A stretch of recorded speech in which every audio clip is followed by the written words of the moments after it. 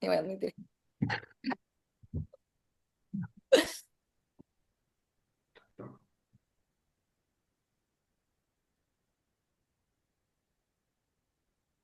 Buenas, buenas. Vamos a esperar ahí que se están conectando todos. Así llegan todos y no dejamos ahí. Esperen que hay más gente en espera. Bueno, bueno, voy a ir dando la presentación. Les quiero dar a todos las bienvenidas a este sexto ya desayuno de legales del año. Este año tuvimos un montón y quedan también mapeados varios más, así que gracias por venir. En este caso vamos a hablar de las stablecoins y lo que fue la Genius Act, lo que es la Genius Act, y así poder entender un poco de qué se trata todo esto. Para eso invitamos a Ricardo Miura Estrada. Él es nuestro expresidente de la ONG y hoy en día forma parte de la comisión directiva, es abogado. Así que él armó un documento súper interesante que si a alguien le interesa me puede escribir a legales@bitcoinargentina.org. Después lo dejo en el chat y se los podemos también compartir. Así que yo digo que fue el que armó todo esto. Y después lo siguió Guillermo León Santamaría, también que él es abogado, es segundo premio internacional fiscal de la Association LATAM 2025 en taxonomía fiscal, perdón, y criptoactivos. Y por último tenemos a Vanina Shader, y seguramente lo dije mal el apellido, Lo dijiste perfecto. lo estuve tratando de practicar Perfecto. antes.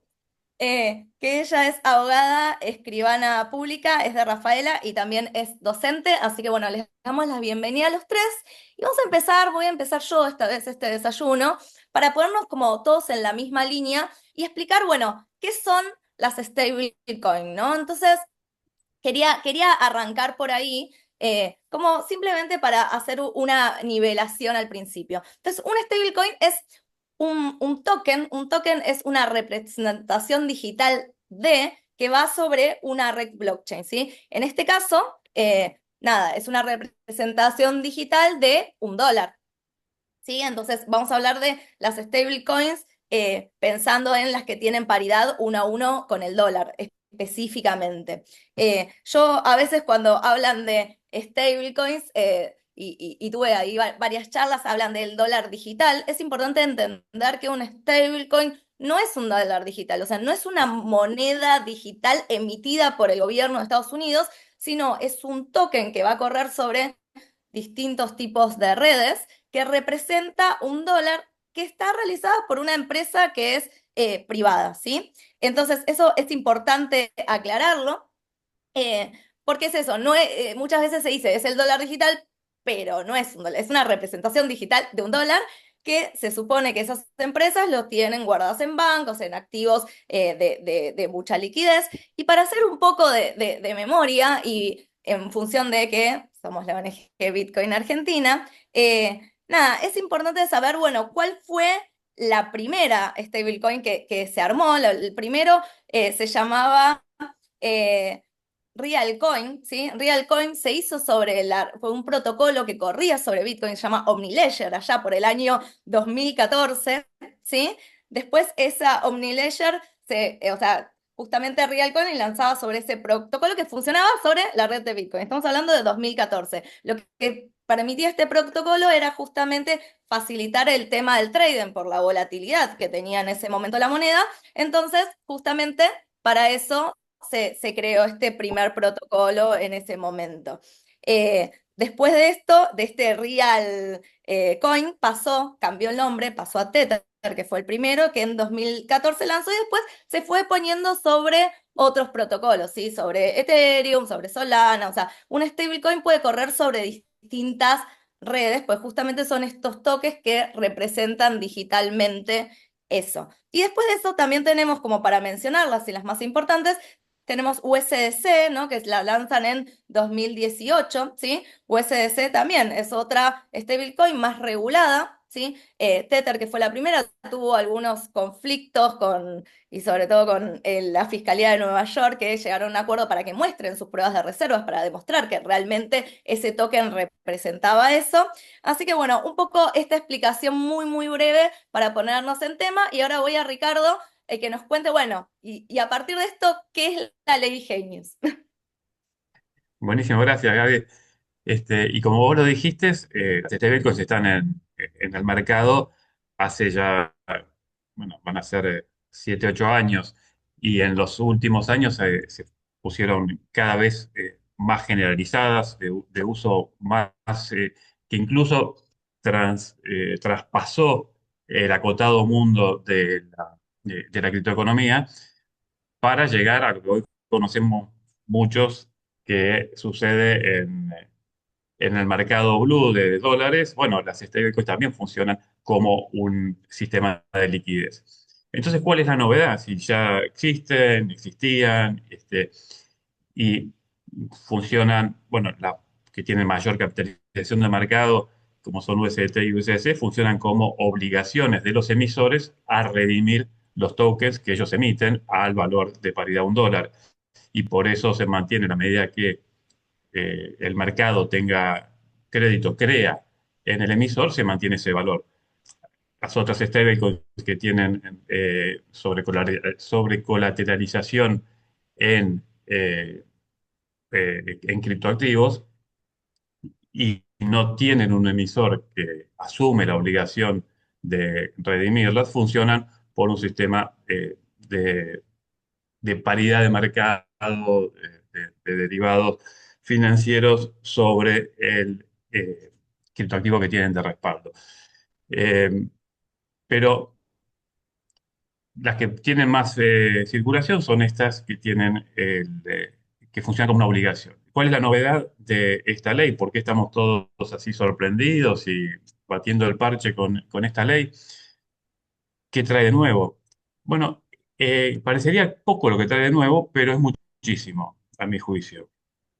Lo que trae de nuevo es que Estados Unidos, el Congreso, y con una enorme influencia y decisiva eh, política del Poder Ejecutivo, el Congreso aprueba un régimen para enmarcar a los emisores de lo que se llaman permitted stablecoins, para que los emisores en Estados Unidos eh, tengan que someterse a esta regulación, y esta regulación dice que tienen que tener reservas uno a uno, y que esas reservas tienen que ser prioritariamente en bonos del tesoro. No dice solamente bonos del tesoro, pero cuando uno empieza a desglosar las distintas alternativas de reservas que tienen los emisores de stablecoins, en definitiva se da cuenta que todo tiende a que la reserva última sea bonos del tesoro de corto plazo. Y teniendo esa reserva que establece la regulación como obligatoria y que sea uno a uno, o sea que se colateraliza el 100% de lo emitido, la ley le da una prioridad, un privilegio absoluto a los tenedores de los tokens emitidos por esos emisores para proteger y resguardar su crédito con las reservas del emisor. Entonces, si el emisor tiene reserva 100% en bonos del tesoro cortos, o sea, super líquido, el activo más líquido que hay en el mundo, en la economía del mundo actualmente, y además tiene privilegio en caso de insolvencia, y además el sistema le asegura que tiene un sellito de calidad porque ese emisor ha sido aprobado y está supervisado continuamente por la Autoridad Regulatoria de Estados Unidos. Bueno, el tenedor de ese token pasa a tener un crédito que es incluso mejor que el crédito que tiene un depositario de un depósito bancario en un banco de Estados Unidos. Es así, el tenedor de un token emitido, regulado y certificado bajo la Genius Act pasa a tener un crédito que vale más que el depósito en un banco de Estados Unidos. No, es que valga más de un dólar, sino que vale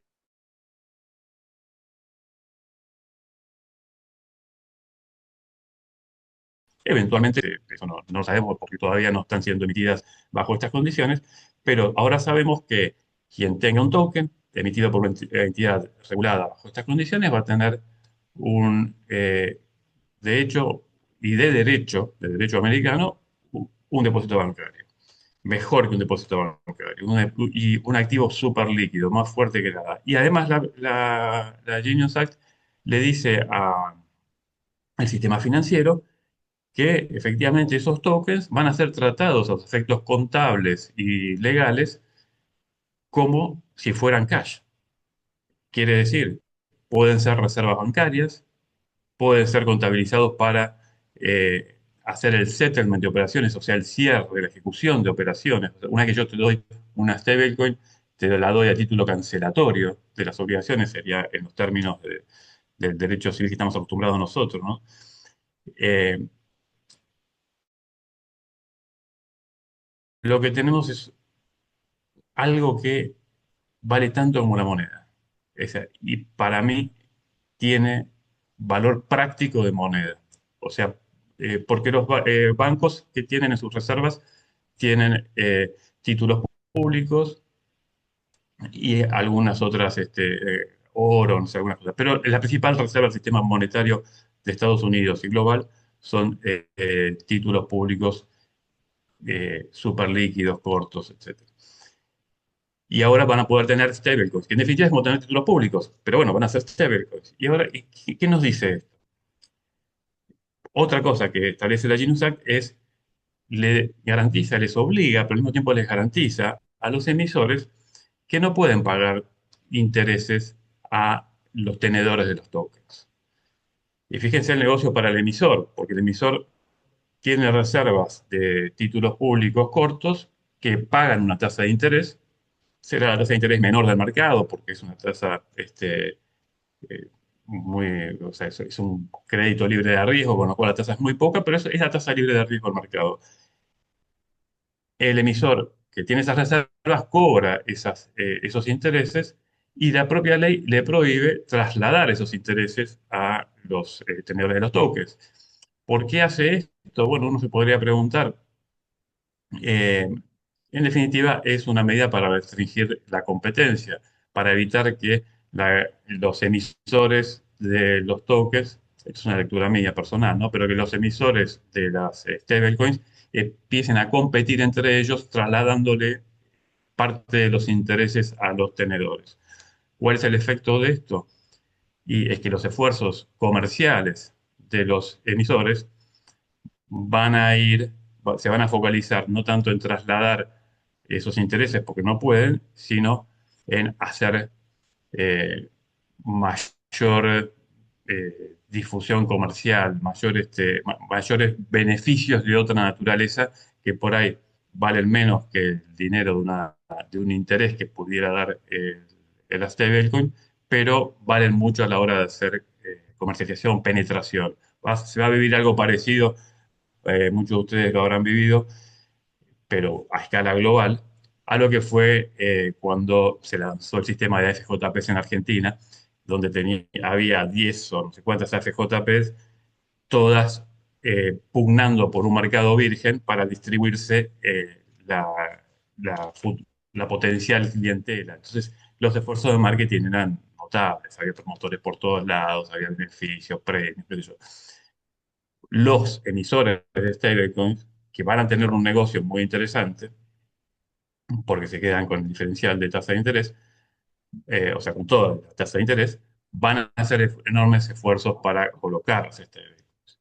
Las stablecoins van a ser un producto monetario muy valioso y todo esto está propiciado porque a Estados Unidos le interesa colocar esos bonos de deuda, porque hay una situación macroeconómica en Estados Unidos que es que las tasas de interés están altas, los bonos de la emisión de deuda es récord histórico, y los bonos de deuda largos, de 5 10 15 años, que vencen, es muy difícil para Estados Unidos renovarlos porque las tasas son muy altas. O sea, la tasa que le pide el mercado es muy alta, entonces es muy caro para Estados Unidos renovar esos bonos largos. Entonces, le conviene renovar los cortos a tasas más bajas, pero claro, hay que colocar los bonos cortos. Y bueno, esta va a ser una forma de colocarlos. Así lo ha planteado el secretario del Tesoro cuando propició esta ley. Entonces, se diseña un producto que desde el lado del gobierno de Estados Unidos es para colocar deuda. desde el lado del tener el emisor de esos tokens, es un excelente negocio que requiere mucho volumen. Del lado de, y mucho esfuerzo de marketing para ganar mucho mercado. Del lado del usuario es un token que vale tanto como el dinero y bueno, dejemos las conclusiones o las derivadas de esto para más adelante para no llevarme todo el tiempo yo. Pero básicamente creo que la Genius Act, si la pudiera sintetizar, estaría en estas palabras, digamos. Es el sistema para propiciar la emisión de una, yo no, podría decirse cuasi moneda, pero tiene un término despectivo. El cuasi moneda es una moneda que vale tanto como el cash. Eso es lo que se ha logrado y que además, como es digital, y todos sabemos las ventajas que tiene la blockchain para su circulación digital, bueno, va a circular por todo el mundo. Perfecto, bueno, gracias. Ahí voy a pasar a Gilberto también para preguntarle, si tanto Gilberto como Ricardo han escrito cosas, así que eso, si nos escriben, nosotros les compartimos ese material vía mail. No, hay una pequeña aclaración también y un poco me interesa, más que nada por una cuestión de entender, ¿no?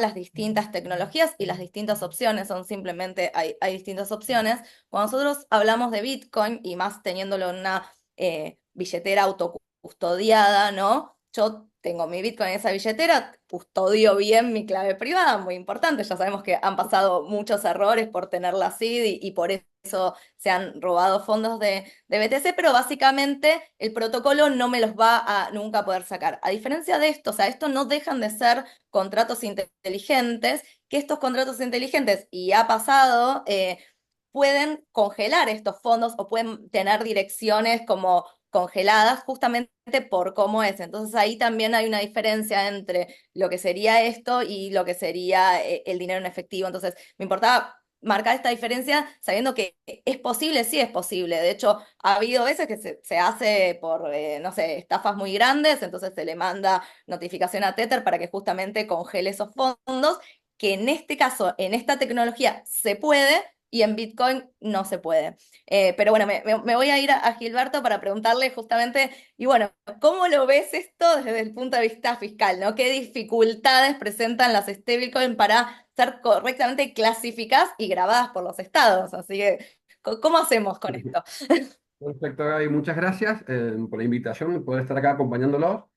Quería comentar algo con respecto a lo que comentaste, Ricardo, sobre la imposibilidad de rendimientos económicos e intereses de las stablecoin con paridad 1 a 1 el dólar. Justo ayer leí un artículo en Cointelegraph en español que hacía referencia a qué es lo que hay detrás. Dice que en teoría habría un lobby muy importante por parte de la banca privada en Estados Unidos por el aumento de depósitos que ha habido en los Money Market Fund, que otorgan tasas de interés, otorgan rendimientos en comparación a stablecoin, según lo que dice Cointelegraph. Y por otro lado, había una gran inmigración de tenedores de Tether USDC hacia UCDS, UCDE, que otorgan rendimientos de corte económico. Creo que con el tiempo nos vamos a poder enterar realmente qué es lo que hay detrás de Genius Act, que es un poco lo que pretendemos con este panel poder comentarles. No lo que ustedes pueden leer de por sí en lo que hace a la literalidad de la norma, sino cuáles son los intereses que hay detrás de Genius Act. Yendo específicamente a la pregunta de Gabriela, que está vinculada a qué dificultades presentan las stablecoins para ser correctamente clasificadas y grabadas por los estados. Creo que la problemática esencial que tienen es el carácter híbrido y mutante de los criptoactivos. Un criptoactivo que puede nacer como un token de gobernanza de una DAO, puede empezar a recibir recompensas por staking y muta de un tipo de criptoactivo sin contenido económico a otro que tiene contenido económico y nacen obligaciones de corte fiscal. Una stablecoin específicamente, en el caso de Tether, si cumple la normativa estadounidense Genius Act, ya no va a poder otorgar rendimientos económicos. Pero UCDC, por ejemplo, es una stablecoin que al otorgar rendimientos económicos genera algún tipo genera obligaciones fiscales. Es decir, muta de un medio de pago a un instrumento que genera rendimiento.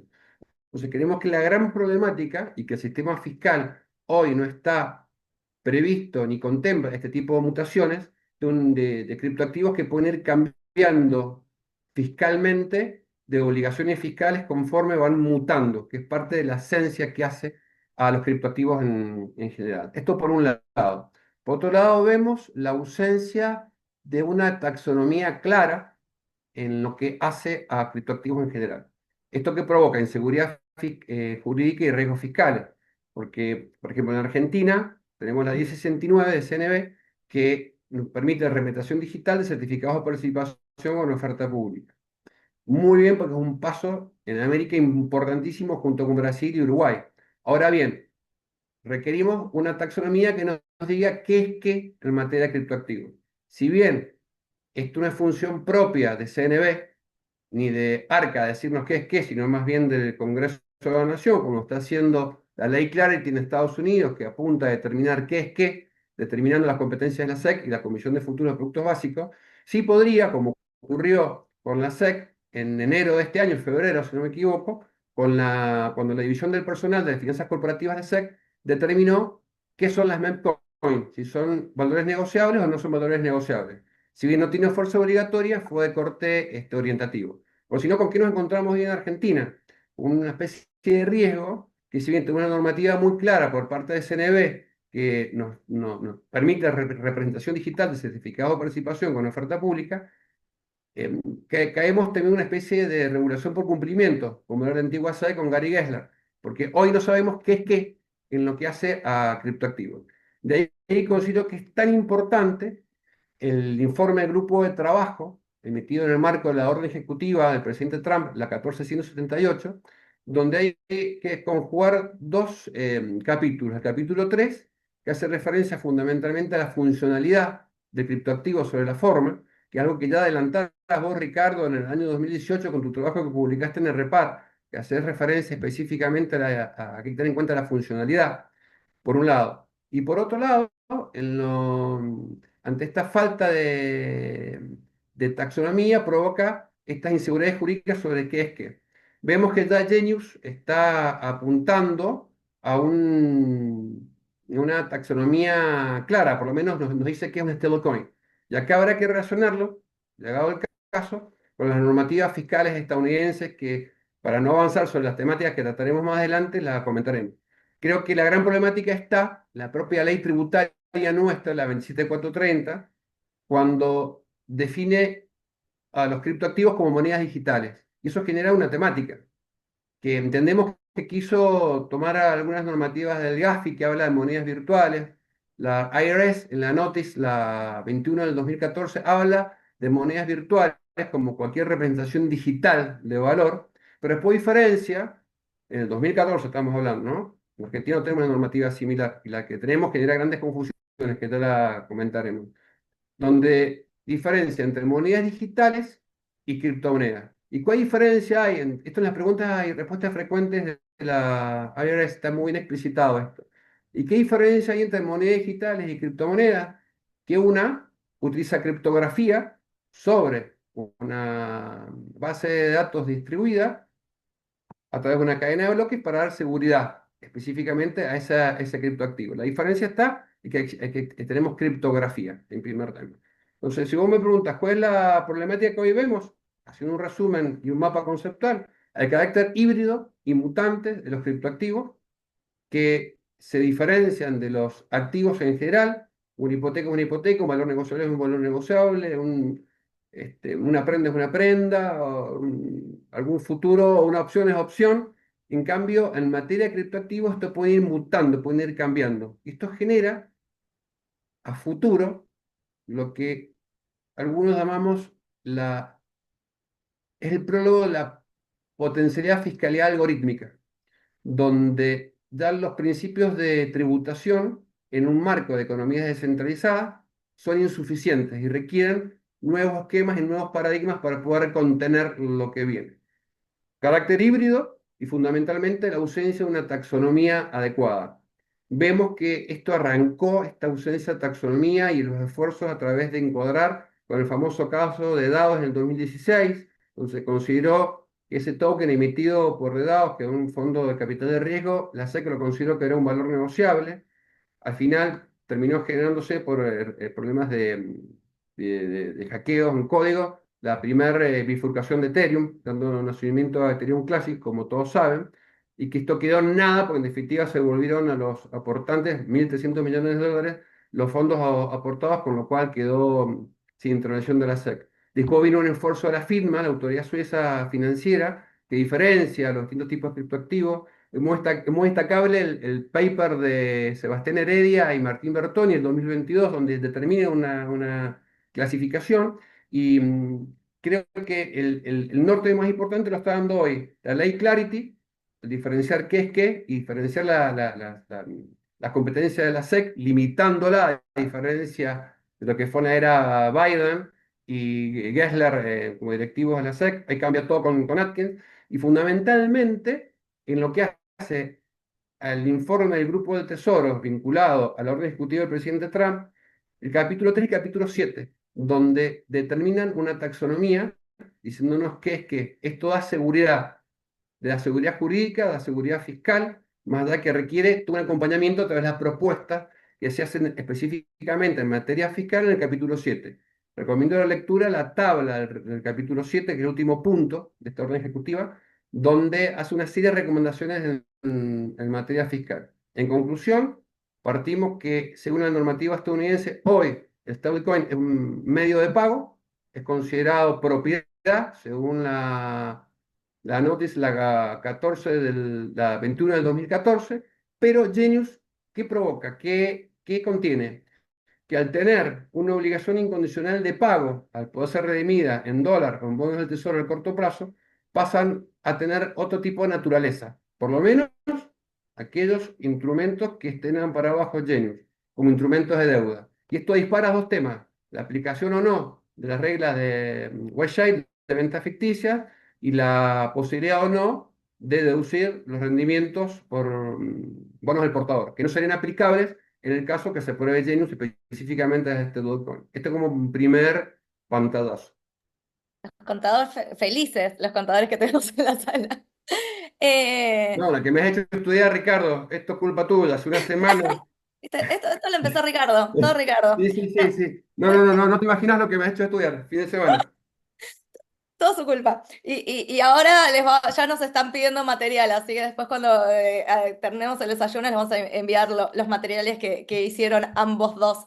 Bueno, voy a pasar a Vanina un poco y le voy a preguntar un poco, esta Genius Act, ¿no? O esta ley se considera como un paso bastante decisivo y la pregunta es, ¿qué implicancias tiene esta estrategia en la soberanía monetaria de los estados? Y después lo sigo. ¿Y cómo, o sea, en este contexto, ¿no? de competencia geopolítica, cómo se va a posicionar esta iniciativa frente al avance del yuan digital o del euro digital bajo regulación MiCA europea? Esas dos te voy a hacer primero. Vale. Bueno, primero agradecer por la invitación. Y después, como bien vos dijiste al comienzo, e incluso también Ricardo, y hicieron referencia a que técnicamente nosotros estamos hablando de dólar digital, de una digitalización del dólar, pero la ley es clara, dice que no tiene no tiene curso legal, no está garantizada por el Estado norteamericano, y es más, le dice a los emisores que por favor, no les dice por favor, les prohíbe hacer una publicidad haciendo referencia a que está respaldada por el gobierno norteamericano, no pueden usar nombres que hagan referencia a, salvo, dice USD, como que es a qué está respaldado o atado ese stablecoin, que vendría a ser en este caso el dólar, no es valor monetario, no está garantizado por el seguro de depósito, pero desde el punto de vista, como bien vos lo planteás, es una ley que es proactiva y a la vez defensiva. Proactiva porque si uno lo analiza desde el punto de vista de regulación, a diferencia de MiCA, acá tenemos una regulación integral del stablecoin. MiCA tenía algunas disposiciones, no es una ley específica para stablecoin. Acá tenés una regulación que reconoce el derecho de propiedad, los privilegios en caso de quiebra o insolvencia sobre las reservas, es decir, un montón de cuestiones que tienen que ver con la defensa del consumidor, información, etcétera, etcétera. Ahora, desde el punto de vista de lo que vos planteás, de la geopolítica, de la competencia de monedas, también es una legislación que vos la podés ver desde un punto de vista como de defensivo de la preeminencia del dólar como moneda de reserva global. Y esto, si bien ahora, como dice como hicieron mención a ambos, es una iniciativa del Poder Ejecutivo que tuvo un amplio respaldo en el Congreso, porque si vos ves las votaciones, tanto en la Cámara de Representantes como la de Cámara de Senadores, fue acompañado el proyecto más allá del debate puntual que hubo sobre algunas cuestiones. En el 2021, mira, te hablo de 4 años atrás, ya empezó este tema. ¿Por qué? Por el tema del yuan digital. Nosotros lo conocemos como yuan digital, es el ECNY, que en 2020 empezó con las pruebas pilotos. En julio del 2021 publicó el white paper, en donde ya sí se daban a conocer las características, que era para el segmento minorista, que tenía uno de los objetivos era utilizarlos para las transacciones transfronterizas. Esto tiene que ver con el comercio internacional. Y en Estados Unidos se empezó a plantear el debate de que había que hacer algo, sacar una CBDC, que son las monedas de banca central que emiten los gobiernos, como en el caso del yuan digital. Y yo te lo comento porque eso lo seguí en el debate, porque como estaba escribiendo un capítulo para un libro que justamente trataba de CBDC y estabilización global, se dio ese debate que, por un lado, el presidente de la Reserva decía, bueno, no es cuestión de salir a las apuradas y sacar una moneda digital, porque como que te lleva tiempo y a la vez hay complejidades que tienen que ver con la privacidad y demás. Y después también tenés otra cuestión, cuando vos tenés una moneda digital de banca central. Por un lado, replicas todos es dinero fiduciario digitalizado. Entonces, obviamente, tenés todos los mismos atributos, dinero de curso legal, lo integrás más fácil en las cadenas de pago. Pero por el otro lado, no te permite una internalización más fácil de la moneda, porque justamente tenés que tener una infraestructura. No es nomás sacar el token, necesitas toda la infraestructura. Y entonces ahí ya hubo dentro de la Reserva Federal tiene gobernadores de los distintos, como si fuera un board, o sea, un grupo colegiado, una junta de gobernadores donde hacen las discusiones. Y una de las voces decía, ¿por qué no ponemos a regular las stablecoin? Porque eso nos va a dar mayor posibilidad para expandir nuestra política monetaria, que es un poco lo que comentaba Ricardo al principio. Y por el otro lado, una CBDC no va a solucionar ningún problema, al contrario, te va a crear un problema. Porque desde el punto de vista más allá de los cuestionamientos que tienen que ver con la vigilancia del Estado a través de los datos que va y las transacciones y toda esa información que va recolectando, se te convierte en un objetivo, por la gran cantidad de información que tenés, muy tentador, digámosle, para los ciberataques. Entonces se te convierte que vos tenés que a la vez tener mucha mayor seguridad y se te convierte en una cuestión de seguridad nacional. Entonces, desde ese punto de vista, es la estrategia de utilizar una stablecoin para mantener la supremacía, la preeminencia o el uso en los mercados globales del dólar, es una estrategia que, si bien no les da curso legal, sí te permite mantenerlo. ¿Y cómo lo mantenés? Por un lado, como decía Ricardo al principio, que tenía que ver con que las reservas están atadas además de depósitos físicos, como billetes, dinero electrónico, tienen que tener, en esa paridad 1 a 1, pueden ser bonos, notas o letras del tesoro. Y las letras del tesoro son uno de los activos con baja volatilidad, con mayor uso a nivel internacional, y son a la vez una herramienta de política económica, de política monetaria, perdón, pero estoy diciendo, de la Reserva Federal.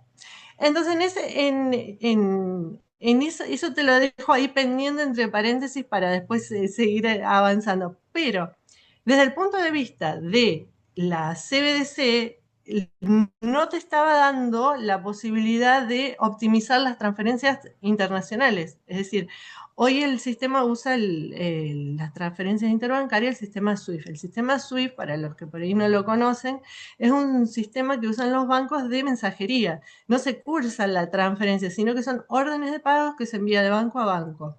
Según el banco, los tiempos, digamos, pueden variar desde más rápidos o un poquito más, depende de la cantidad de corresponsales y bancos que participan en el proceso.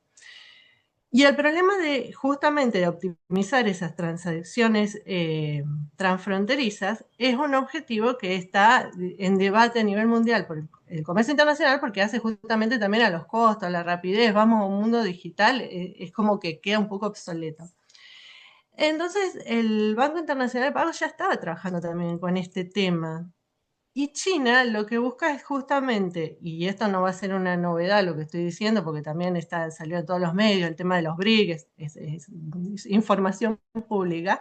Ellos están buscando la manera de no tener dependencia del dólar y de generar un sistema que le permita operar y realizar las transacciones y las transferencias entre de comercio internacional y entre estados sin recurrir a la red SWIFT. Y estaban trabajando hasta fines del año pasado en un proyecto, una plataforma multidivisa, que estaba acompañada de esa plataforma multidivisa por el Banco Internacional de Pagos, estaba el Banco de Tailandia, estaba Hong Kong, la Autoridad Monetaria de Hong Kong, estaba la parte de representante de China. Bueno, ese sistema, esa plataforma, llegó a un estado que se llama de producto mínimo viable, lo dio por cerrado el Banco Internacional de Pagos, pero ese proyecto continúa en manos de justamente los estados que lo estaban llevando adelante. Y ya China ya tiene acuerdos bilaterales para efectuar ese tipo de transacciones. El año pasado ya y vienen aumentando esas transacciones transfronterizas internacionales a través del yuan. Entonces Estados Unidos tiene que hacer algo. Entonces en este momento es un momento que lo hace, digamos, desde un punto de vista estratégico, porque tenés la competencia de moneda que viene avanzando y por el otro lado tenés el euro digital que tiene como unas demoras por unas cuestiones de normativas que viene un poco más demorado, y esto te permite a través de la stablecoin tener esa digitalización y utilizarlo similar a un dólar digital, utilizando una infraestructura que ya es competitiva, sin asumir los costos, porque el costo los pone en la innovación privada, y te da esa solución al problema porque por un lado estás ofreciendo a nivel internacional un producto o estás, como dice Ricardo, regulando determinadas cuestiones que hacen a que a esos emisores que están autorizados tengan un cierto control en capital, en las reservas y demás. Y si vos ves la ley, en varias partes aparece como que esa idea subyacente. Incluso hay en una parte del final donde la ley te dice que el secretario de Estado puede hacer acuerdos bilaterales con otros estados para poder, eh, digamos, como si fuera homologar la regulación y la interoperatividad. Y es decir, y vos decís, bueno, pero si es entre privados, ¿por qué un secretario de Estado se va a poner a hacer un acuerdo bilateral con otro Estado? Entonces vos ves que después además tenés válvulas como de escape, porque la ley es flexible, en determinados momentos te dice que el secretario de Estado puede, por ejemplo, un emisor de stablecoin extranjero que no está autorizado, puede como que hacer el waiver, es decir, una exención por cuestiones de seguridad nacional, o en otra parte porque tenés circunstancias inusuales, obviamente siempre dentro del marco legal, en uno de los supuestos tiene que consultar con el director de servicio de inteligencia, con el secretario de Estado, es decir, no es que en la otra tiene que dar informe al Congreso, pero tenés ciertas cuestiones que tienen que ver con esa posibilidad de decir, bueno, cierta flexibilidad y apartarme del texto estricto de la ley. ¿Y por qué? Y ahí te vuelvo a la pregunta, porque tiene que ver la soberanía monetaria. Si vos, el emisor de stablecoin, hace un desmanejo. Vos dependés de que justamente el sistema funcione. Y para que el sistema funcione, tenés que tener ese emisor que tenga solvencia, que tenga la liquidez para responder ante las demandas de reembolso de los tokens. Por el otro lado, tenés que controlar que no sea una vía de financiamiento alternativa a todos los países que ellos tienen sancionados. Por el otro lado, tenés que fijarte que a través del stablecoin no te busquen desestabilizar tu economía. Entonces, ¿cómo logras seguir manteniendo las riendas de esa política monetaria si vos estás entregándole, digamos, esa digitalización? Y si vos mirás, en la ley tenés los bonos y las notas y todo lo que tiene que ver con las letras del tesoro que actúan como fondo de reserva y son los preferidos por la ley en el punto de vista como por la calidad de la reserva uno a uno. Pero vos imaginate si el titular de la Stablecoin, el emisor, tiene ¿cómo se llama?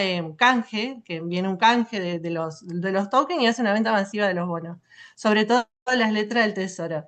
Te hace un desequilibrio, te desestabiliza la economía. Entonces, estratégicamente ellos tienen una cláusula que está en la sección cuarta en la parte que regula los requisitos para los emisores de establecón de pago, tenés el apartado A, que es de estándares generales, y en el apartado B, que es el de las prohibiciones, habla de la rehipotecación, que es la imposibilidad de utilizar los activos, por ejemplo, para contrato de márgenes, para emitir, digamos, como derivados, para darlos en prenda. Pero tenés un inciso C que te dice que no lo podés, que cuando el emisor tiene que, para cuestión de liquidez, vender, deshacerse de las letras del tesoro, las letras del tesoro, dice, ¿no?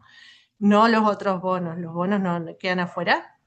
Tiene que hacerlo a través de acuerdos de recompra, los repos. ¿Qué son los repos? Vende, pero se obliga a recomprarlo en un plazo que no puede superar los 93 días y a la vez tiene que hacer la liquidación por un agente de bolsa o por un agente de la SEC o bien con autorización eh, del regulador natural que tiene.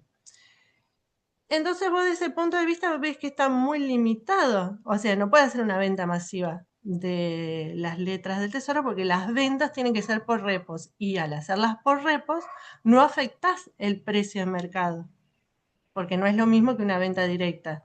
Y por el otro lado, económicamente, si vos lo analizás, al emisor no le va a convenir vender las letras para después recomprarlas. Le va a convenir liquidar otro activo, por ejemplo, alguna participación en un fondo que tenga de inversión. Y entonces de esa manera el Tesoro el Tesoro y la Reserva Federal, sobre todo la Reserva Federal, que es la que se encarga de la política monetaria, sigue manteniendo el control, porque para los que por ahí no lo saben, las letras del Tesoro son claves en el manejo de la política monetaria que hace la Reserva Federal, porque las utiliza en las ofertas de mercado abierto para captar, es decir, para sacar liquidez del mercado, para inyectar y con eso regulás las tasas en el corto plazo. Entonces, de esa manera, como que buscas lograr un objetivo de posicionarte geopolíticamente, porque vas a lograr que vas a tener una demanda mayor, entonces vas a tener reubicación de capitales de las letras y los bonos que vos emitís, que emite el Estados Unidos, y por el otro lado se le va a encarecer a los otros países obtener préstamo.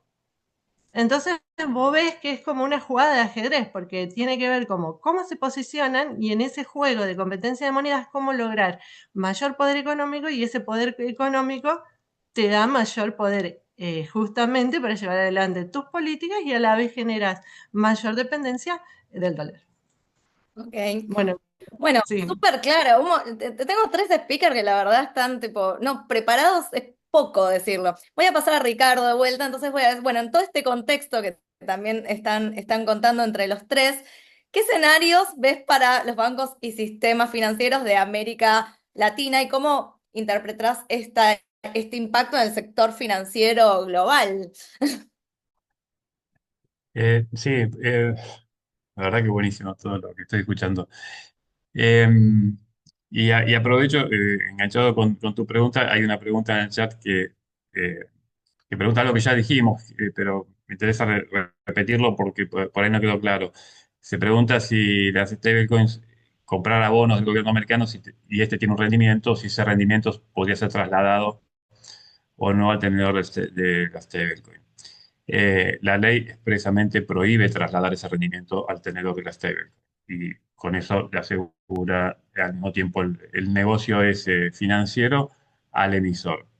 Emisor que, contestando la otra pregunta que está ahí en el chat, eh, son compañías autorizadas por el regulador americano. Pueden ser subsidiarias de bancos, no bancos directamente. Evidentemente acá le interesó dividir el balance, separar el balance del banco del balance del emisor de la stablecoin y pueden ser otras compañías que no sean bancarias necesariamente. ¿Y por qué digo que lo engancho con tu pregunta? Porque así como la stablecoin en sí, o el emisor de la stablecoin tiene prohibido pagar intereses, si la stablecoin comienza a circular con la fuerza y el respaldo eh, similar al dólar, nada impide, sino todo lo contrario, que quien tenga esa stablecoin busque sacarle un rendimiento. Como lo que hace cualquier persona que tiene un dólar en la mano y que sabe que si no lo invierte se va a desvalorizar. Porque la inflación no es solamente un patrimonio de la Argentina, la inflación existe, ya sabemos, en todos lados. Y entonces, y bueno, aparte todo el mundo busca, tiene derecho a buscar renta de sus inversiones. Entonces, alguien tiene stablecoins en la mano, el stablecoin no le paga ninguna renta, ¿qué puede hacer? Bueno, lo que puede hacer cualquiera que tiene un activo líquido, prestarlo. Prestarlo significa, se lo puedo prestar a alguien a cambio de un interés, lo puedo depositar en un banco a cambio de un interés, con lo cual el banco haría intermediación financiera, me tomaría mi stablecoin y se la prestaría a otro, que estaría pagando un interés evidentemente mayor que el que me va a pagar el banco a mí, típica maniobra de intermediación financiera, que involucra también al depósito, porque claro, yo puedo tener stablecoins en autocustodia. Nosotros en la comunidad Bitcoiner siempre recomendamos tener Bitcoin en autocustodia, porque para eso se inventó el Bitcoin, para poder controlarlo uno. Pero también hay que admitir que el servicio de custodia es un servicio que a mucha gente le puede resultar extremadamente útil. Con las stablecoins pasa exactamente lo mismo. Yo puedo tener stablecoins en autocustodia, con lo cual soy responsable de la administración de mis claves, o puedo delegar la custodia a un tercero porque me resulta más fácil, más seguro, más cómodo, más práctico. Depositarlas en un banco y conllevaría estas dos cosas. Por un lado, me da el servicio de custodia, por otro lado, me puede pagar un interés resultante de la intermediación financiera. Tengo una stablecoin, entonces puedo o prestársela a un particular, de acuerdo a los términos que acordemos, puedo depositarla en un banco y tener alguna renta, o puedo depositarla en un protocolo de finanzas descentralizadas que va a hacer lo mismo que hace un banco, pero con la magia de los smart contracts de blockchain, evitando o reduciendo el rol del intermediario. Eh, Podré tener, mediante el depósito de la stablecoin en un smart contract, podré tener un rendimiento financiero también por esa moneda. Entonces, eh, hay alternativas de inversión. ¿Qué van a hacer los bancos? Y no solamente los bancos de Estados Unidos, y principalmente no los de Estados Unidos, sino los del mundo, los del resto del mundo y probablemente los de países como Argentina, en los cuales la moneda local es extremadamente débil, inflacionaria, de dudosa reputación, por decirlo. Los bancos naturalmente van a ofrecer servicios de depósito, custodia y intermediación financiera de este vehículo. Hoy lo tienen prohibido. Sabemos que el Banco Central les prohibió a los bancos y a los proveedores de servicios de pago hace ya varios años tocar, acercarse, mancharse con criptoactivos. No pueden dar ningún servicio vinculado a criptoactivos. Medida que hemos criticado mil veces en ese momento ahora para criticarla, pero lo que sí es el momento es para revisarla porque eh, es previsible que pueda pasar acá. Miren, empiezan a circular stablecoins emitidas por compañías de primer nivel con una reservas y auditoría de primer nivel en Estados Unidos y se ponen a disposición de cualquier persona del planeta.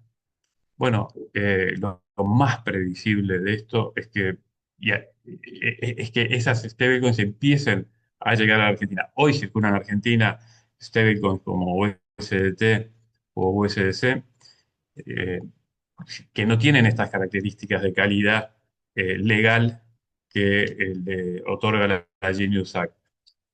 eh, Circulan y acotadamente y tampoco tienen ese push comercial que preveo que van a tener a partir de la Genius Act.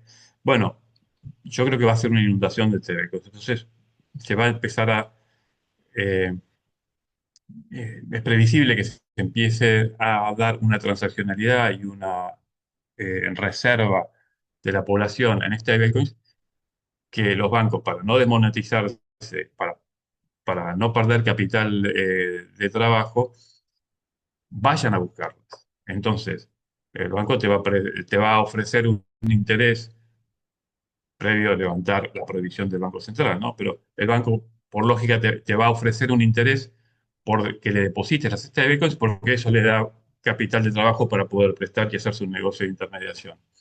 Esto pasó mil veces con todos los sistemas monetarios, o sea, es imposible pensar que no pasara ahora. Claro, el Banco Central puede seguir prohibiendo esto. Eh, pero ¿qué pasa si se mantiene esa prohibición? Y así y todo, la población empieza a utilizar stablecoins. ¿Por qué no utiliza hoy el dólar, siendo que es una moneda de excelente calidad y la más apreciada y el bien más querido por todos los argentinos? ¿Por qué no se utiliza el dólar en las transacciones cotidianas? Bueno, porque no es tan fácil, no hay tantos billetes, no hay cambio, y prefiero guardarlo porque si tengo otra moneda más de peor calidad la voy a gastar. Pero bueno, muchas veces eh, gente que tiene que acudir a sus reservas de dólares, venderlas para vivir, sería más práctico gastarlas directamente en la verdulería, pagar con dólares. Pero bueno, no se puede, o es impráctico, porque no voy con los billetes de $100 que tengo en el colchón, comprar un kilo de tomates.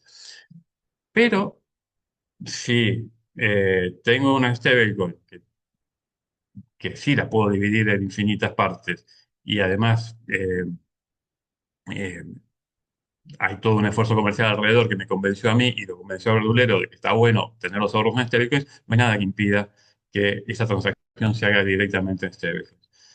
Entonces, esto podría llegar a hacer que la población migre más o menos rápidamente a la utilización cotidiana de stablecoins y entonces los bancos se queden, si no pueden entrar al negocio de decirle a los clientes, dame la stablecoin que yo te la custodio y te pago un interés y yo se la presto a otro, bueno, los bancos se van a ir quedando fuera de gran parte del sistema monetario y los bancos necesitan la moneda como su capital, como su materia prima, casi diría. Eh, Porque además no nos olvidemos que el banco cuando hace intervención financiera también está creando moneda. Este, Porque hace una reserva fraccionaria y entonces el dinero que prestó vuelve a estar depositado en el sistema y con eso se va multiplicando la base monetaria, con lo cual la stablecoin pasaría a integrar como el Layer 1, como el M0, digamos, la base monetaria generada por las monedas y depósitos en el Banco Central, porque la stablecoin, a pesar de que es cierto lo que señaló Vanina, de que eh, nominalmente se evita identificarla con el dólar en la ley, a los efectos prácticos es un dólar de acá a la China. Y nunca mejor dicho, porque va a ser válida tanto acá como en China. Y entre otras cosas que utiliza la Genius Act para promover esa circulación es que, y es un tema que raro que no salió antes, pero uno de los requisitos que le pone la ley a los emisores es que tienen que tener, lo mencionaste Gabriel al principio, pero después no lo profundizamos, que tienen que tener el poder de bloquear transacciones cuando una autoridad de Estados Unidos le dice, esa transacción bloqueala, o frizala, o anulala, o mandámela para acá. Eso, que cualquier emisor de una stablecoin centralizada puede hacerlo, porque así son los smart contracts centralizados, o sea, eso de que la blockchain, la seguridad y qué sé yo, siempre sepamos que una cosa es la seguridad de la blockchain y de una blockchain descentralizada, y otra cosa es la seguridad de un smart contract donde el que lo diseñó te está mostrando que él tiene la llave. Y que Sí, y con ahí esa te llave, interrumpo un sí, cachito que es, dale. no todas las blockchains son iguales, por eso siempre es importante entender qué, para qué y qué estoy usando. Solo eso. Claro. Y la debilidad del protocolo que proviene de la centralización puede venir de que una blockchain sea más centralizada que otra. Que yo, Ethereum es una blockchain más descentralizada y por ende más segura que Solana o que Tron. Pero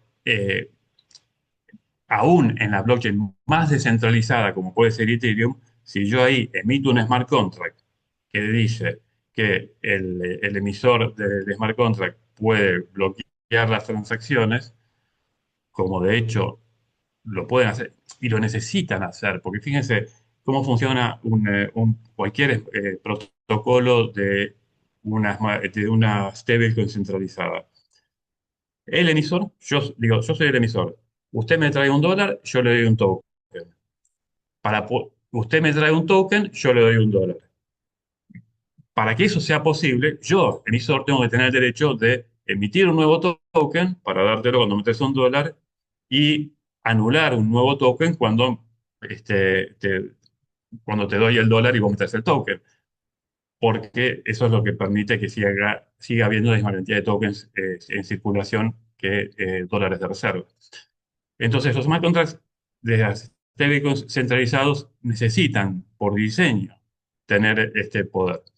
Y la ley Genius Act les obliga a los emisores, para ser calificados como Permitted Stablecoins Issuers, o sea, emisores autorizados, les obliga a conservar ese poder y a levantarle el teléfono a la oficina de control de Estados Unidos cuando le dice, che, esa transacción bloqueamela.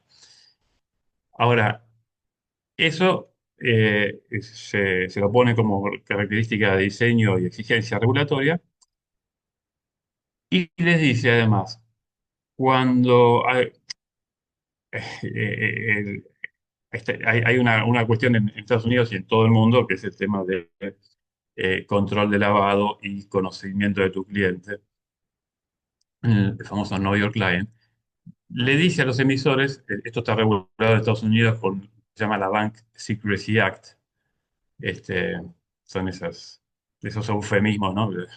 La ley de secreto bancario lo que promueve es el no secreto bancario, digamos, sí, la ley que te dice, que dice a los bancos, por cualquier transacción arriba de $10.000 tienes que tener todos los datos de todo el mundo, de, de tu cliente.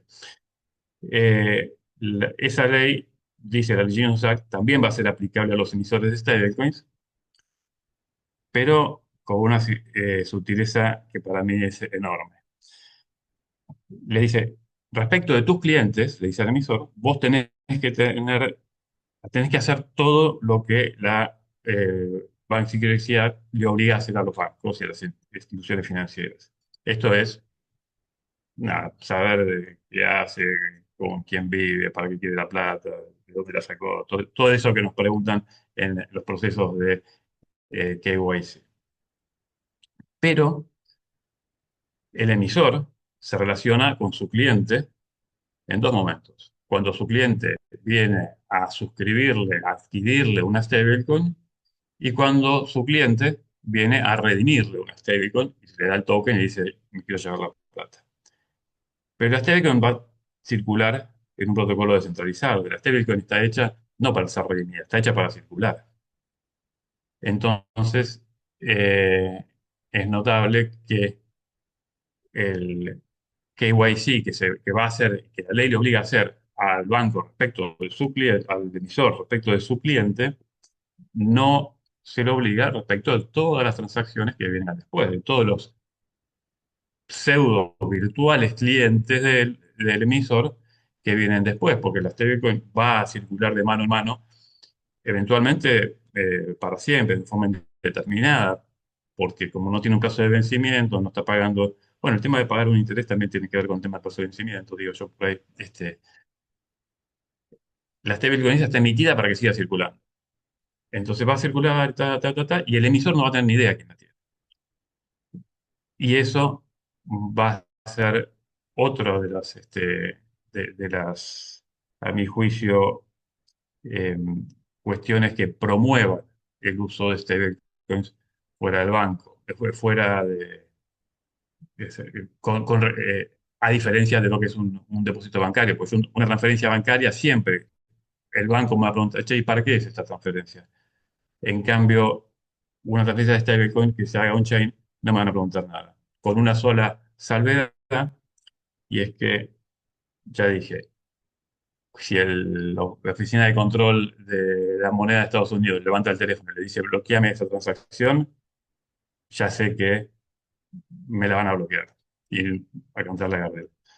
Y, y la otra salvedad es que la ley dice que las transacciones relevantes podrán ser requeridas de un control adicional.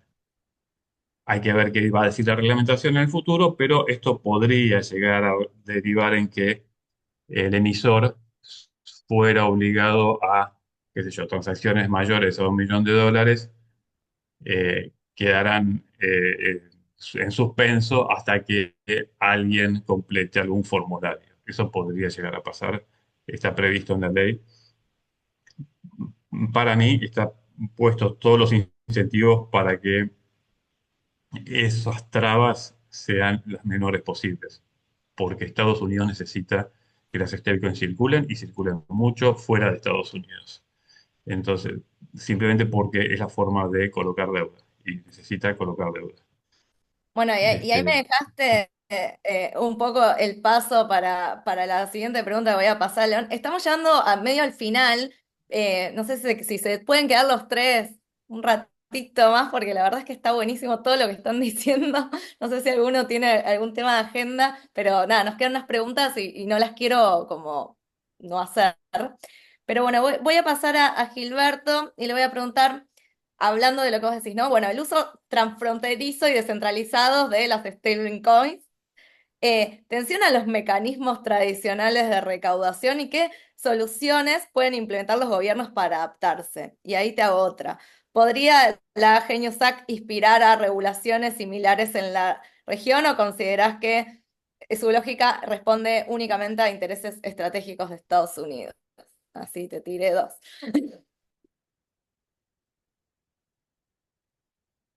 Ahí estás muteado. Es por si no tengo nada que decir. Bien, quería retomar el hilo de las conversaciones sobre algo que comentó Vanina y algo que comentó Ricardo. Vanina, en cuanto a por qué el secretario del Tesoro interviene en la posibilidad de relacionarse con otros estados, estamos hablando de un stablecoin que tiene por sí naturaleza privada, más allá que estén apalancados por dólares estadounidenses o títulos de la deuda pública estadounidense. Y por otro lado, los bancos y la relación con la criptoeconomía. Con respecto al primer tema, está vinculado a un artículo que leí recientemente en revista Medium, que habla sobre el control que hay detrás de todo de Genius Act, lo que no dice la norma, pero que está en la norma. Y este autor, que se llama Pareto, de revista Medium de la semana pasada, en un artículo que se denomina Genius Act, Deuda, Guerra y Criptomoneda, habla de la militarización de la tecnología financiera como instrumento de penetración y dominación económica por parte de los Estados Unidos. Por otro lado, eh, Ricardo comentó sobre la relación de la banca tradicional con la criptoeconomía. Al dar en un artículo que leí en Criptonoticias, el presidente Trump va a emitir una orden ejecutiva donde va a sancionar a la banca que de alguna forma interfiera, impida la libre circulación de estos tokens con paridad 1 a 1 dólar. Claramente el efecto cascada va a repercutir en todo el mundo, por lo menos aquellos que apuntan a tener una presencia significativa en lo que hace tecnología relacionada con Web3. En lo que ahora voy a relacionar el último, estos dos temas. Me comentás sobre la aplicación transfronteriza en las economías vinculadas a stablecoin. Creo que acá tenemos que hablar de economías digitales centralizadas y economías digitales descentralizadas.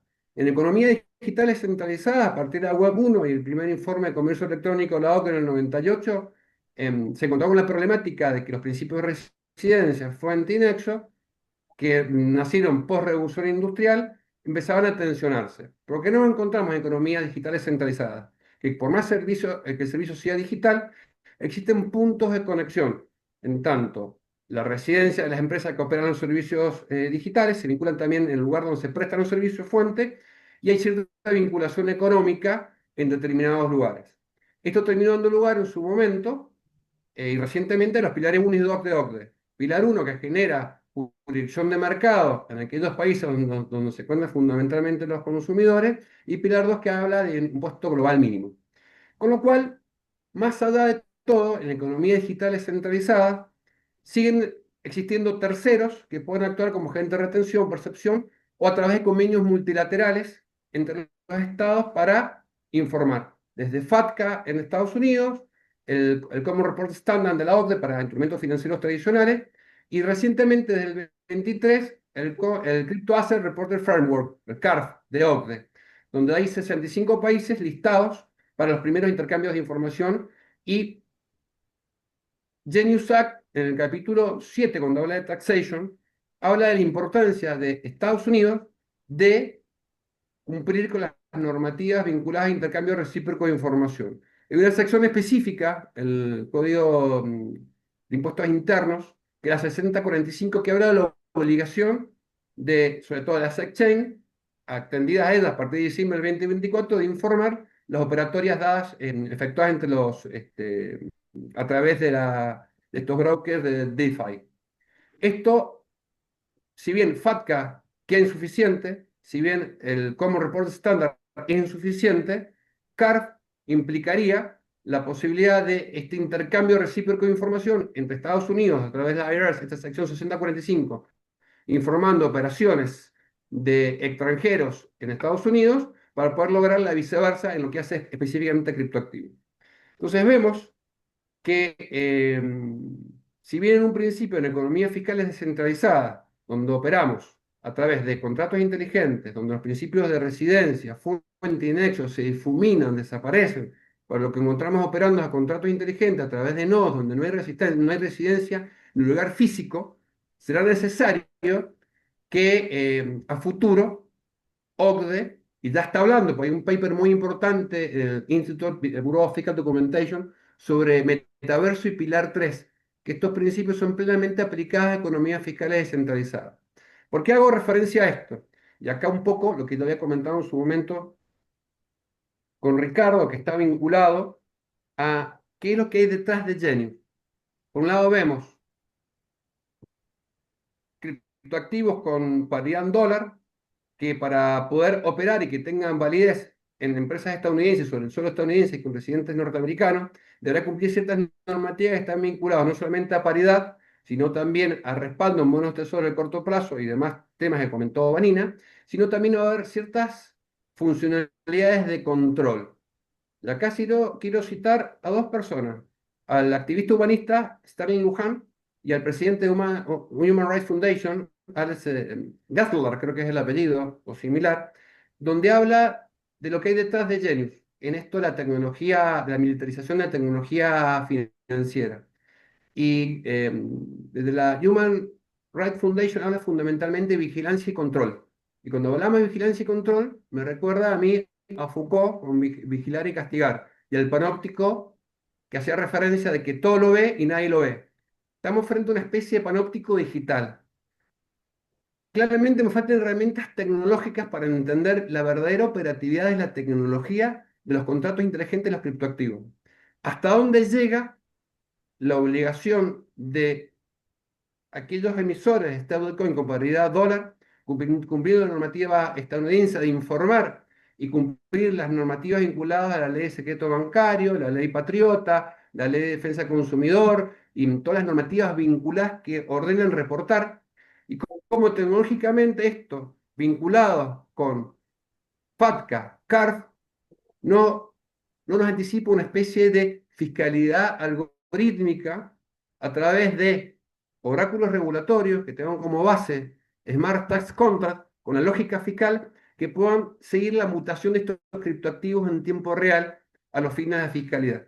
Es algo que se está trabajando, como se trabajó en los 90 cuando apareció Internet y dio lugar al informe de comercio electrónico de la OCDE del 98. Hoy estamos en una ventana aún más disruptiva, porque la tecnología es aún más disruptiva.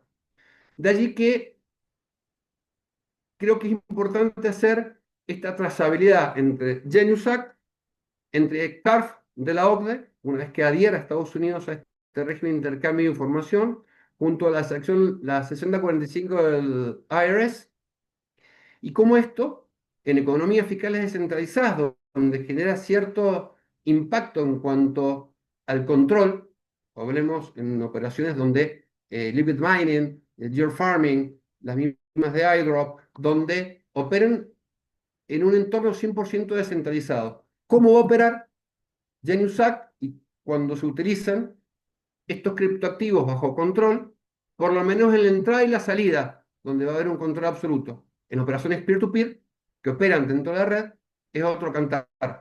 Pero probablemente este control algorítmico, vinculado a través de los órganos de información, nos lleven hacia precisamente un objetivo no querido en lo que dio nacimiento a blockchain, Bitcoin, que es la descentralización y la libertad, que son los principios que inspiran. ¿Hasta dónde llega esto? ¿Hasta dónde puede llegar a escalar? En la extraterritorialidad de la soberanía monetaria estadounidense a través de la imposición de un criptoactivo que debe tener paridad del dólar para tener validad jurídica como medio de pago, reserva de valor y unidad de cuenta. Y ahora, acá cruzo, finalmente, con respecto a lo que comentaste de qué pasa con la TAM. Hay que ver los antecedentes de Genius. Los antecedentes de Genius Act están en la ley bancaria financiera, la ley bancaria nacional de 1863, cuando se obligó a los bancos estatales a adquirir en pena de guerra civil los bonos de guerra emitidos por el Estado federal. Y aquellos que no iban hacia el Estado federal, hacia los bancos federales, se le aplicaba un impuesto adicional del 10%, con lo cual hoy vemos, y esto, hay un muy buen informe sobre este artículo de Pareto en Medium, donde es un cuadro comparativo entre los bonos de guerra, entre la Ley Bancaria Nacional y Genius Act, de cómo se impuso a través de la fuerza de ley esta paridad, y donde hoy estamos dentro de una situación geopolítica y monetaria que da en base a los siguientes números. Hay que saber los números. El 90% de las transacciones son digitales. El 98% de las operaciones sobre stablecoins se hacen con paridad dólar estadounidense, fundamentalmente USDT y USDC. USDT, en el último mes, de junio julio del 2025, el más del 50% de las operaciones sobre las tres principales redes de blockchain, Tron, Solana, Ethereum, fueron con Tether. De ahí en más nos direccionamos. ¿Hasta dónde puede llegar a escalar este control algorítmico? Que lo dejo como duda, porque la respuesta no la tengo, en lo que hace a la obligación de aquellos que emitan criptoactivos con paridad 1-1 para poder ampararse dentro del marco de Genius, en lo que hace las obligaciones de información. ¿Y qué importa estas obligaciones de información en cuanto al efectivo control? Bueno, súper interesante. La verdad es que quiero hacer el 2 de esto, bueno, nos quedaron un montón de preguntas. Así que bueno, voy a pasar una vez más por cada uno igual, porque está muy interesante y la verdad es que es de lujo lo que están diciendo. Y le voy a preguntar a Vanina, y ya estoy reflexiones finales, sobre Estados Unidos, ¿no? Optó por regular stablecoins privadas en lugar de avanzar con CBDCs. De hecho, está la ley anti-CBDCs. ¿Cuáles son las principales ventajas y riesgos de esta decisión respecto no sé, lo que puede estar haciendo China, Europa? Y lo que quieras decir como cierre también, y después voy a pasar a Ricardo y a Gilberto de vuelta. No, más o menos como que ya es un poco que quiero vi una pregunta ahí en el chat que preguntaban el tema de la CBDC y el stablecoin bueno, lo que pasa es que la CBDC tenés el control, como decía Ricardo, que él decía y dijo también Gilberto, al principio de la salida, la entrada y la salida las stablecoin, pero el CBDC tenés el control en todo el recorrido. Entonces, si no tenés disociado lo que es el tema de privacidad, tenés un control desde que se emite el token CBDC, cuando lo recibís, en concepto de qué lo recibís, en qué lo gastás, y llevado al extremo, ahí sí lo que es la vigilancia y demás, te pueden llegar hasta bloquear el dinero o ponerle fecha de vencimiento. Entonces tenés un control mucho mayor que en el caso del stablecoin. Pero como bien dice Gilberto, o sea, todo está recién empezando, hay que ver qué pasa con la reglamentación, hasta dónde llegan, porque si tenés un corte, por ejemplo, la trazabilidad generalmente va para las transacciones más altas. Por ejemplo, en el caso del yuan digital, siempre, o sea, hablando desde el punto de vista de lo que dice la regulación, porque a mí no me consta cómo son los efectos prácticos, pero la trazabilidad la tenés, todo el seguimiento y la vigilancia de la norma antilavado y demás, la tenés para transacciones de un determinado monto. De montos inferiores, como que tienen pseudo anonimato en teoría, y eso vos lo podés hacer en las regulaciones, como es un smart contract, o sea, vos eso lo podés setear y podés dejar un margen, digamos, de pseudo anonimato para las transacciones sin tener una vigilancia total. Obviamente, eso depende después cómo se lo implementa, pero desde el punto de vista jurídico son dos cosas distintas. Una cosa es una CBDC, que es un pasivo, un banco central, y acá estamos hablando con un control y una integración que tenés con, además de la información financiera, lo podés integrar con información de otros organismos públicos como Seguridad Social y demás, mientras que acá en teoría, estás hablando de no, en teoría, estás hablando de un emisor de stablecoin, de un activo digital, que va a ser un medio de pago emitido por privados y que tiene que cumplir con las normativas que tienen que ver, bueno, con el lavado de dinero y toda la explicación que hizo de las normas específicas que la Gilberto, así que yo eso no lo dejo porque él ya habló de ese tema, no vamos a hablar de lo mismo. Y lo que tiene que ver con lo que vos me preguntabas, la ventaja, bueno, es un poco lo que dijimos antes. La ventaja que vos tenés es que vos ya te subís a una infraestructura, o sea, utilizás una infraestructura y ahí tenés, por ejemplo, por darte un ejemplo, las stablecoin van en avance. El año pasado las transacciones en volumen superaron lo que es Visa y Mastercard.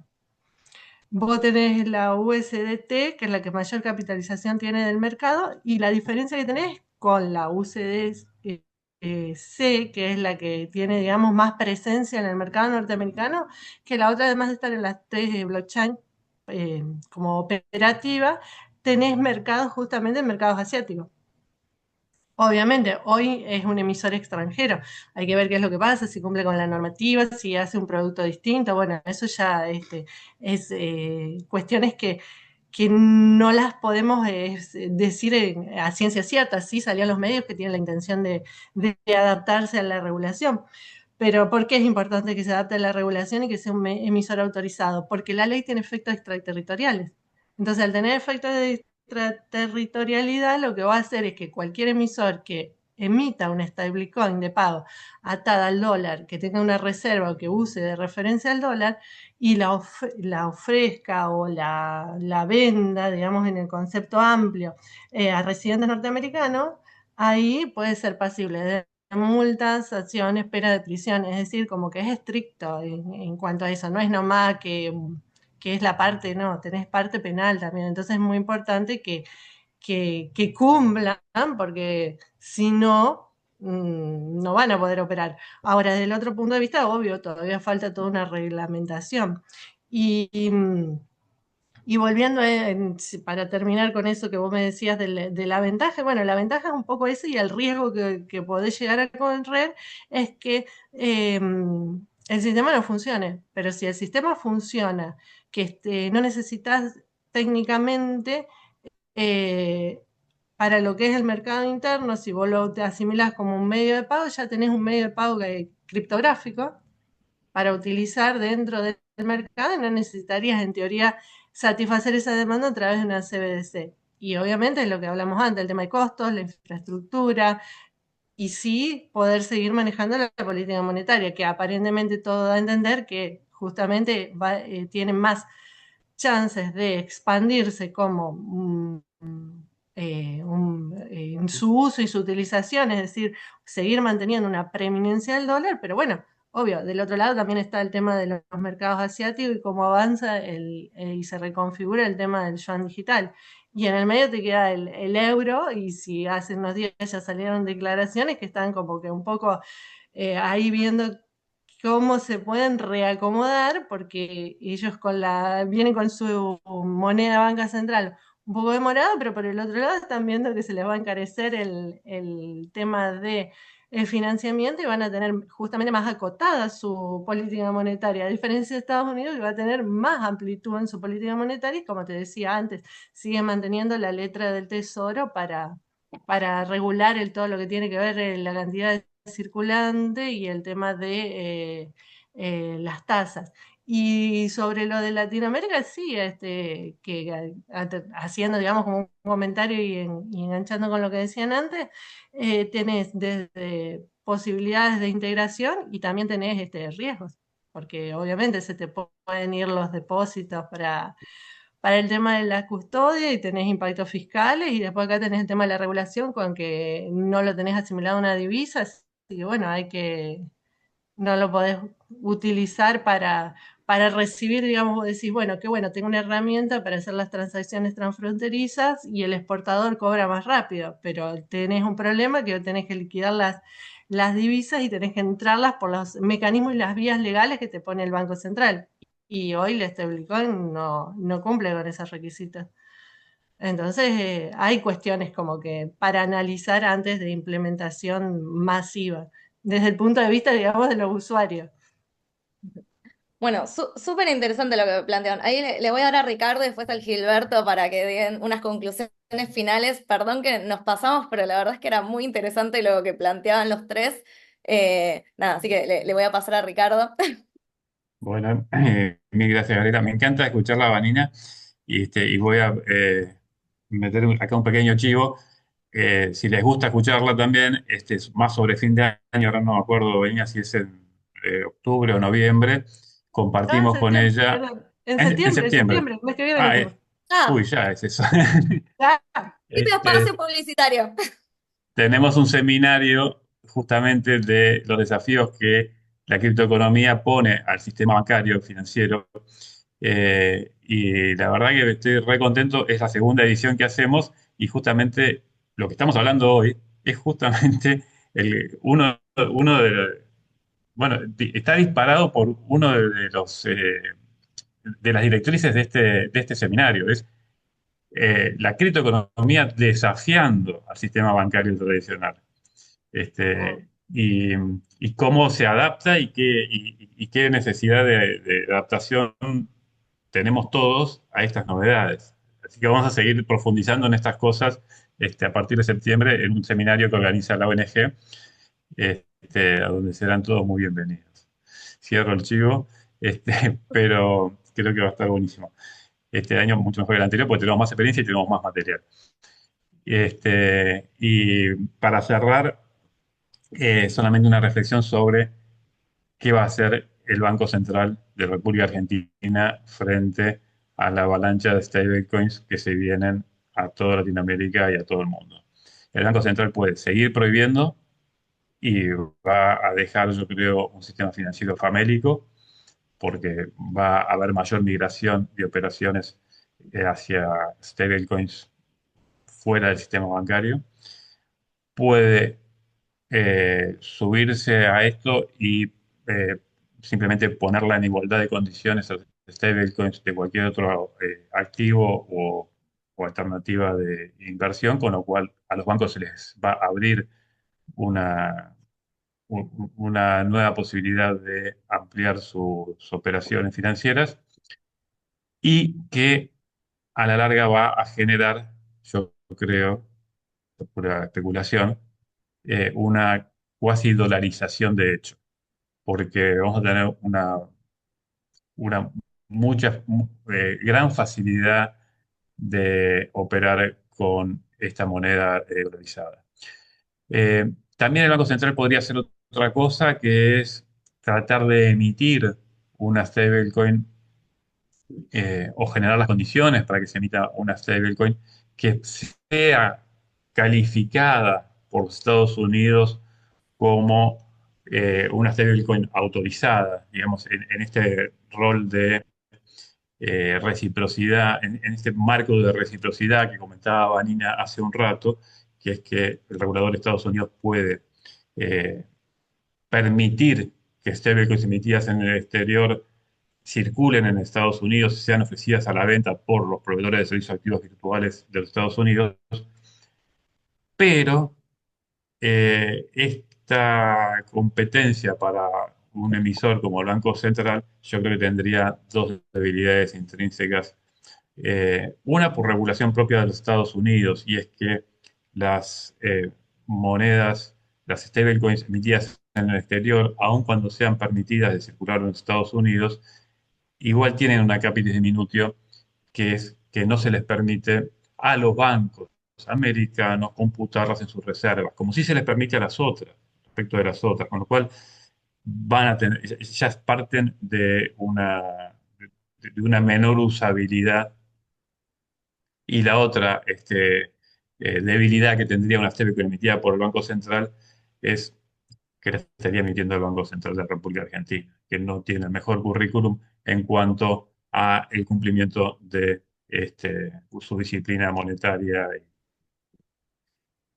lo cual hace bastante dudoso que pueda tener algún atractivo y competir en igualdad de condiciones con otras stablecoins. Y si no compite en igualdad de condiciones y el mercado le aplica un descuento, bueno, en vez de, fíjense que, ¿por qué el Banco Central querría emitir una stablecoin? Y bueno, para no perderse el señoriaje de la emisión, esos intereses que pagan los bonos y que no se le trasladan al tenedor.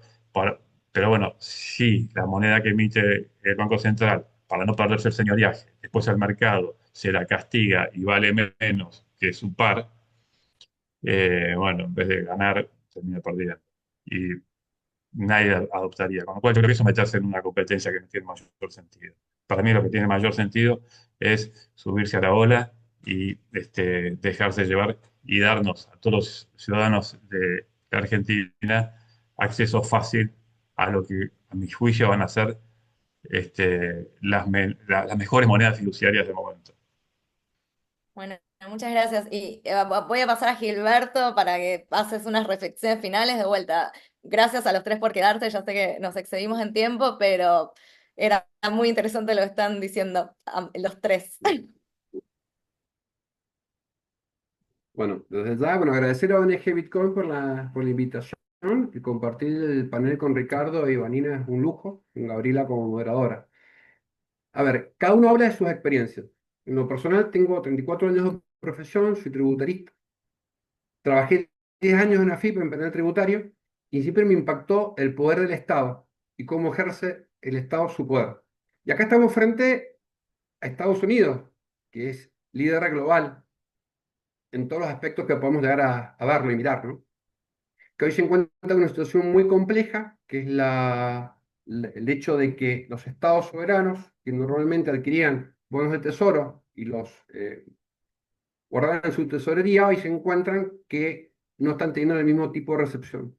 Y por un lado aparece esta normativa que claramente tiene muy claro que hay 230.000 millones de dólares, aproximadamente 300.000, apalancados en criptoactivos 1 a 1 entre Tether y USDC. Y se calcula que para el 2030 esta suma ascenderá a 2 billones de dólares. Entonces, por un lado, vemos que Genius Act otorga y da un marco de seguridad jurídica. Sobre todo sabemos que Tether con MiCA se discutía o no, si cumplirá la normativa o no. Con esto, da seguridad jurídica a todas las transacciones comerciales. Todos aplaudimos esta regulación. Quedó trunco este informe del Grupo del Tesoro en lo que hace a Bitcoin y la opción por el Tesoro de Estados Unidos de Bitcoin. Todos quedamos a la espera de que una expresión más contundente al respecto. Con lo cual es todo muy plausible. Pero hay algo que no puedo dejar de ver, y algo muy personal. Creo que Genius Act no puede leerse únicamente como una regulación de stablecoin con paridad 1 a 1. Creo que hay algo más profundo vinculado a estrategias jurídico-políticas de defensa del dólar. Que nos encontramos ante una nueva forma de soberanía, una gobernanza monetaria sin banco central, sin declaración de guerra, con una capacidad normativa y disciplinaria transaccional. De acá destaco este artículo de Medium, de Pareto, cuando habla de deuda, guerra, Genius Act y criptoactivos. Es un análisis muy interesante sobre esta temática. No puedo dejar no volver a citar nuevamente a Foucault con Vigilar y Castigar, para tratar de ver qué es lo que hay detrás de Genius Act a través del control algorítmico, que en lo personal es lo que más me preocupa. Eh, no hablamos únicamente de token de valor, sino de neurodisciplinario, una red de vigilancia monetaria digital. Es muy personal lo que veo, pero está vinculado también a las experiencias profesionales. Y es lógico, a su vez, que si tengo la posibilidad de que haya una trazabilidad, y máxime que blockchain importa pseudonimia y descentralización, y esto importa no control estatal, porque lo que se buscó originalmente son ideas libertarias, y sabemos que los estados para recaudar deben controlar. ¿Hasta dónde puede llegar a acceder y llegar estas facultades de control, vinculando Genius Act, Data Clarity, CARF como reporte estándar y las disposiciones de la IRS, fundamentalmente la sección 6045 que se va a vincular con CARF? Es un tema que solamente el tiempo y la experiencia nos va a poder dilucidar. Me faltó Bueno, decir algo. muchísimas gracias a los tres, muchas gracias a todos los que se quedaron. Les voy a estar compartiendo a la tarde que ya eh, tanto Gilberto como Ricardo me pasaron material, así que hay un montón de pedidos de material, así que los voy a estar compartiendo seguramente a la tarde. Y esta charla se va a subir a nuestro canal de YouTube, así que bueno, ya muchas gracias a todos y ya saben, si quieren seguir profundizando, está el seminario de Ricardo y de Vanina. Así que bueno, y los esperamos a todos en otra próxima edición y de vuelta, muchas gracias a los speakers, la verdad que ha sido un lujo escucharlos. Muchas gracias. Muchas Muchas gracias, la gracias. verdad, un Muchísimas placer para gracias. nosotros. Hasta luego. Chau. Chao, Chao. chao. Saludos a todos.